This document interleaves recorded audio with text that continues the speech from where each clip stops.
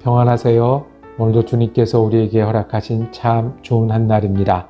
부족하고 쉽지 않은 시간이 있을 수 있지만 그 가운데서 우리를 도우시는 주님으로 인해 은혜로운 한 날 되시기를 축복합니다. 기도하며 시작하겠습니다.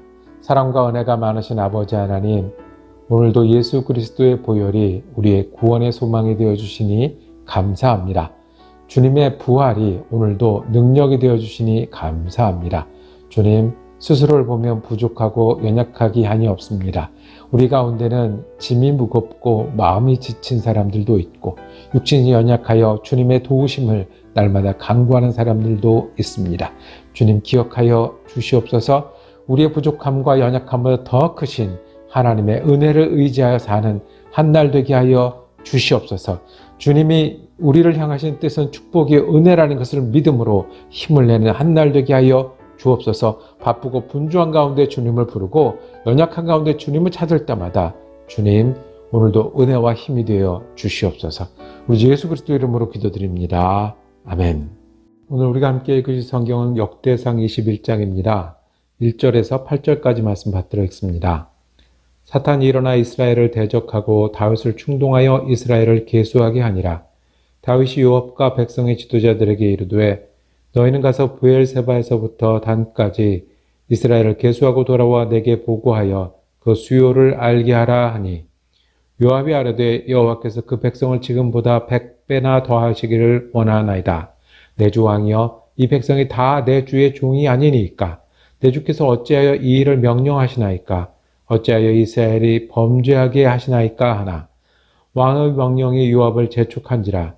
드디어 요압이 떠나 이스라엘 땅에 두루 다닌 후에 예루살렘으로 돌아와 요압이 백성의 수요를 다윗에게 보고하니 이스라엘 중에 칼을 뺄 만한 자가 110만 명이요 유다 중에 칼을 뺄 만한 자가 47만 명이라.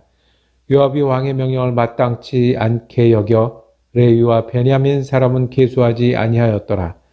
하나님이 이 일을 악하게 여기사 이스라엘을 치심해 다윗이 하나님께 아뢰되 내가 이 일을 행함으로 큰 죄를 범하였나이다. 이제 간구하옵나니 종의 죄를 용서하여 주옵소서. 내가 심히 미련하게 행하였나이다 하니라. 아멘.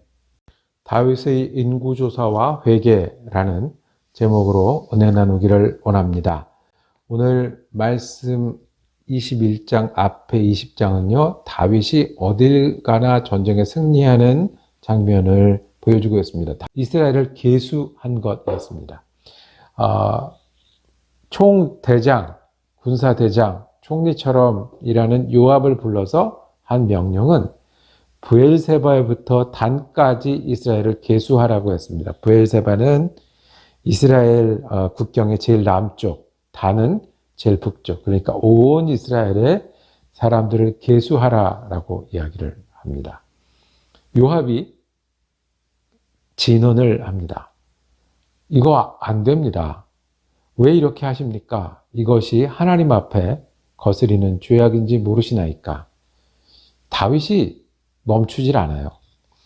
인구조사라는 것이 왜 하나님 앞에 거스리는 죄악이 될까요? 다윗은 그동안 하나님께 순종하는 것으로 하나님께 쓰임받았던 왕이었습니다. 다윗은 어디서나 묻고 도우심을 간구해서 승리할 수 있었던 사람입니다. 하나님의 인도하심을 구하고 그리고 인도하심을 따라서 칭찬 들었던 사람입니다. 그래서 다윗은 하나님께 쓰임받았고 이스라엘을 위해서 일했고 이렇게 하나님의 뜻에 따라 나라를 이루었습니다.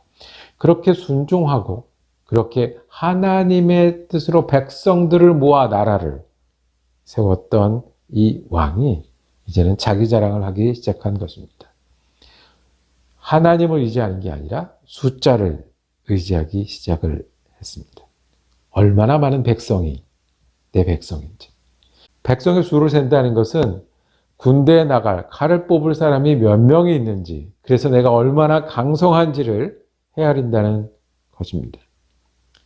하나님이 다윗을 쓰실 때 숫자가 많아서 강성할 때 쓰셔서 사울 대신 왕이 되게 하셨을까요? 백성을 센다는 것은 세금을 얼마를 거둘 수 있는지, 우리가 얼마나 부자인지, 이 왕권이 얼마나 강한지를 증명하는 겁니다. 하나님이 다윗의 왕권을 강하게 세우시고 전쟁에서 이기게 한 것은 정말 많은 군사 때문이었고 많은 재산 때문이었을까요? 많은 왕들은 자기가 최고인 것을 자랑하고 증명합니다. 그래서 사람들에게 군림하기도 하고 다스리기도 하고 세금을 받기도 하고. 다윗이 그 길에 간 겁니다. 숫자를 의지합니다. 돈을 의지합니다. 힘을 의지합니다. 그러는 사이에 하나님을 향한 마음이 없어졌습니다. 그래서 평소에 요압은 다윗보다 믿음이 더 좋지 않거든요. 실수도 다윗보다 더 많이 하고, 그 요압이 간언하는데도 다윗은 듣지 않습니다. 교만은요, 자기 자랑은요, 정말 중요한 하나님을 보지 못하게 합니다. 뿐만 아니라 들리지도 않게 합니다. 요압을 통해서 작은 목소리에 귀를 기울이고 묻던 다윗은 요압을 통해서 진실이 얘기될 때도 들리지 않습니다. 원래 일에 눈이 가면 들리지 않습니다. 숫자에 의지하면 숫자만 보입니다. 내가 말하는데 전부가 가 있고요. 그 말을 이루는데 가 있으면 하나님도, 성경도, 그리고 주위에 사랑하는 사람들도 들리고 보이지 않습니다. 내가 얼마나 가졌는가? 내가 얼마나 이루는가? 내 말이 얼마나 힘이 있는가? 얼마나 많은 사람이 나를 따르는가에 관심이 가기 때문에 그렇습니다. 다윗이 지금 그렇게 되었습니다. 7절에 보면 하나님이 이를 악하게 여기셨다고 그랬어요. 악하게 여기셨다. 이스라엘 치셔서 결론은 다윗은 이 일로 인해서 큰 죄를 범했음을 고백하고 회개하였습니다. 그런데 잘못하면 그 벌을 받잖아요. 결과가 있잖아요.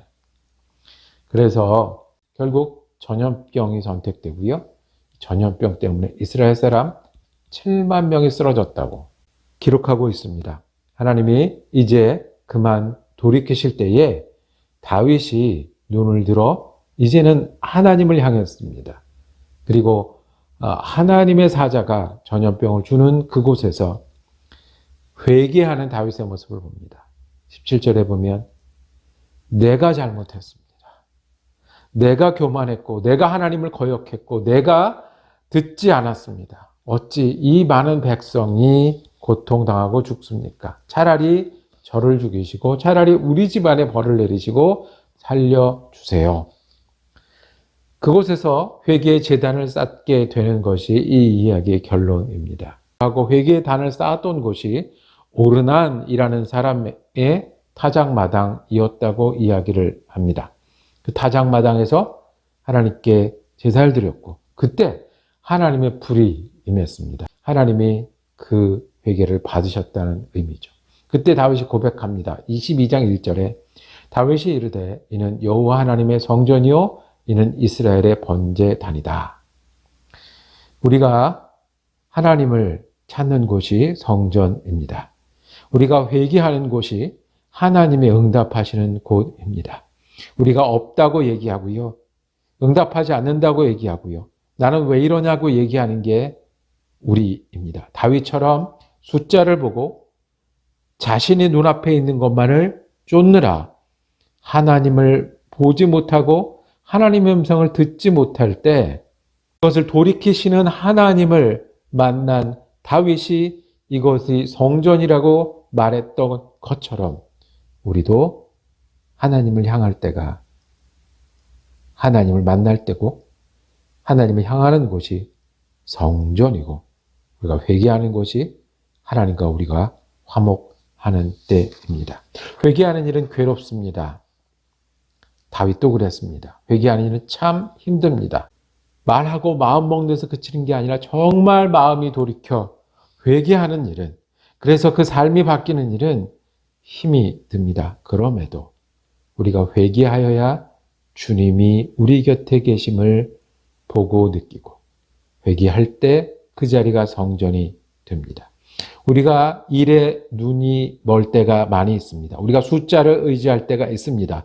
내게 잘해주시는 하나님, 내게 좋은 말씀만 보일 때도 있습니다. 회개할 때입니다. 주님 앞에 돌이킬 때 주님은 거기서 우리를 맞이하시고 새롭게 출발하도록 하실 겁니다. 우리는 어떻게 숫자와 보이는 것을 넘어서 하나님을 다시 향할 수 있을까요? 우리는 어떻게 눈을 들어 우리 곁에 계신 하나님께 마음을 돌이킬 수 있을까요?